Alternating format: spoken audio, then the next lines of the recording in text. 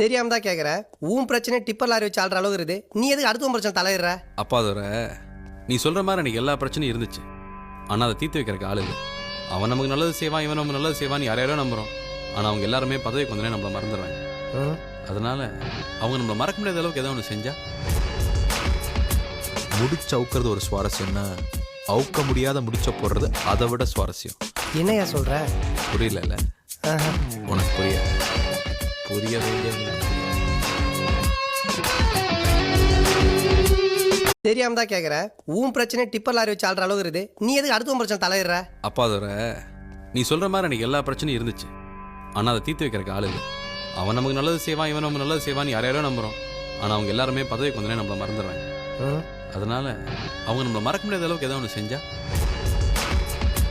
முடிச்சு அவுக்கிறது ஒரு சுவாரஸ்யம்னா அவுக்க முடியாத முடிச்ச போடுறது அதை விட சுவாரஸ்யம். என்னையா சொல்ற?